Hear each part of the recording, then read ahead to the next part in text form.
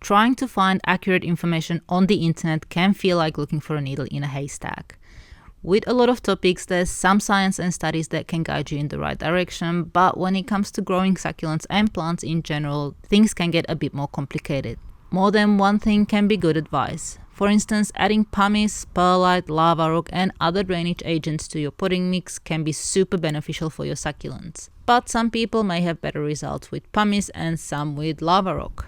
And neither of them will be wrong. But then sometimes there are also vested interests at play. And so the aim of this video is twofold. One is trying to establish why there is so much different and often very conflicting information on the internet when it comes to succulents, and two, how to navigate this information overload and try and get the most accurate guidance. Now, I have a bit of a unique insight into this because I have been growing succulents for the last 11 years and I also have a blog site and obviously a YouTube channel. So I can kind of tell you what happens behind the scenes. Before we start, I want to make something very clear. The following is my personal opinion. You can agree and you can also disagree. Different people will have different criteria as to what constitutes a good creator or a good channel. Ultimately, social media is also meant to be entertaining and you are free to follow whoever you like the most. I am certainly not trying to tell you to do anything and I'm just sharing my personal opinion. So first we will have a look at the reasons, and the number one main reason why there is just so much different opinions out there is different locations. Succulents are grown in gardens all around the world and often it is very far away from their native homelands. And inevitably the conditions are going to be different. Depending on where you live, you will have different outcomes when it comes to succulents. And it is not just different countries, it can be within the same country, just like maybe a little bit north or a little bit south. Very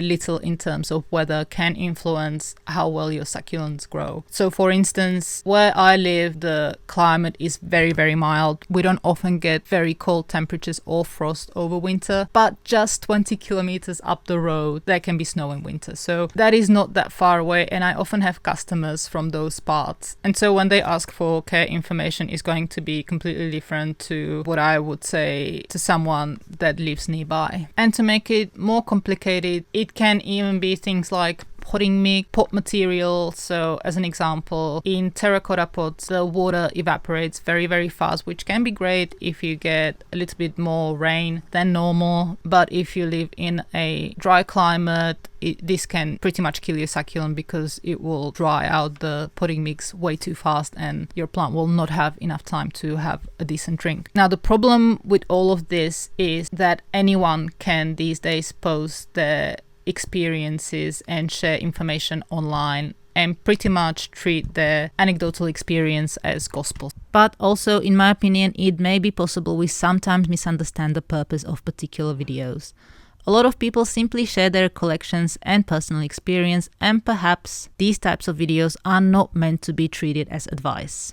Now, the second reason is copycats and algorithm. Now, this may not make sense, but hear me out, and I think that by the end of this, it will be a little bit more clear. And I'll start with an example. When I started my blog back in, I think it was 2017, is when I opened my online shop. I was selling succulents online, basically packing them up in a box and sending them almost all over Australia. And I also started writing a blog to help my customers have access to information about succulent care. Quite soon the articles started to rank on Google, and someone told me that I could make a little bit of money on the side from this by putting adverts on the articles. Now, I didn't really want adverts on my e-commerce site, so that's when Succulent Growing Tips was born, and I started a different blog site which still exists now, and you can go and check it out. It's got about 170 articles on succulent care, and there are ads which I make a little bit of money from. Now, the intention of my blog has always primarily been to provide good information about growing succulents, well researched, that have some basis in science, but also my personal experience as a grower. And very soon after my articles started to rank on Google, they were copied. Making money from blogs and social media, YouTube is quite big these days, and people often just copy in order to make money. They don't really know a lot about the topic. They just copy from other sources and they pass it on as their own information. Now, for a lot of these people, this is the main aim and it is the business, and they are quite savvy and know how to present this information to Google so the algorithm favors their websites and their articles. It is quite frustrating, but unfortunately a lot of the websites that do come up when you search are first and foremost made to make money, and their information is not always accurate. And so I think this is what it all circles back to: making money. Pretty much anyone can start a blog site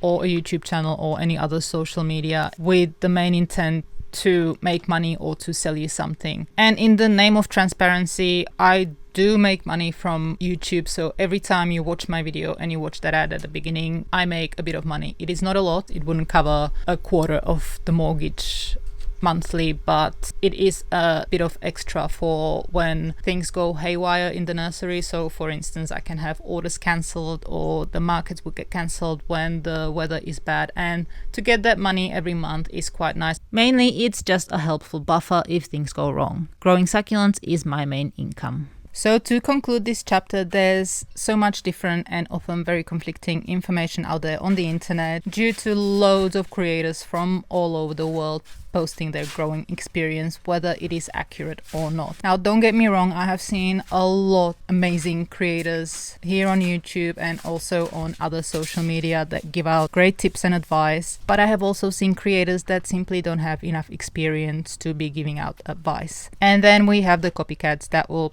pretty much just steal articles or information from other creators, whether they are accurate or not, and then post it as their own simply to make as much money as possible from your views or to sell you something.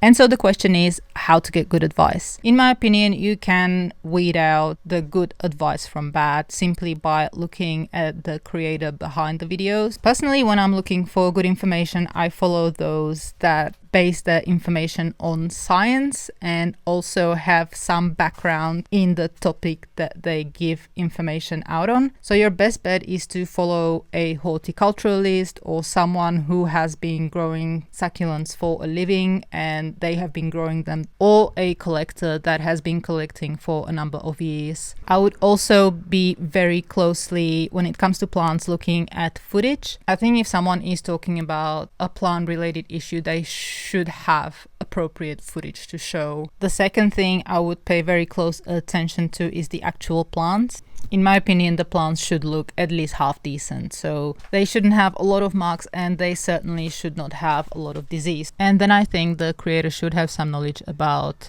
things like disease, and they should be able to correctly identify and know the definitions. I think there's a lot of buzzwords that are thrown around when it comes to succulents and plants, and a lot of people don't actually know what they mean, but they will repeat them anyway. So look out for creators that will explain to you what things are.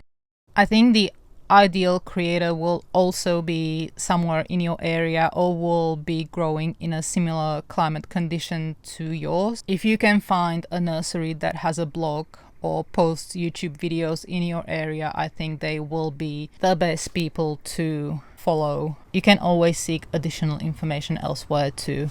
And lastly, I would be skeptical of anyone who is making really wild claims and is also trying to sell you something. So what I find with social media is that the controversial and outlandish opinions often go more viral than the actual science and correct information. I think it's mostly engagement. So if somebody is talking about a topic that is incredibly controversial and they are making some wild claims, a lot of people will either watch the video in full because they are intrigued, and they will also comment. And if you watch on social media the video in full and if you interact with that video, it is going to tell the algorithm that people are interested in this video and therefore the information must be good, and therefore it will push it out to even more people. so they can collect the ad revenue from companies that pay for ads that are shown on these videos. And this is also very frustrating, and it's a bit of a vicious cycle, because it often means, and this is not just with plants but with anything, it is very likely that you are getting information from someone who is not qualified to talk on the topic, and you are getting this information because they are making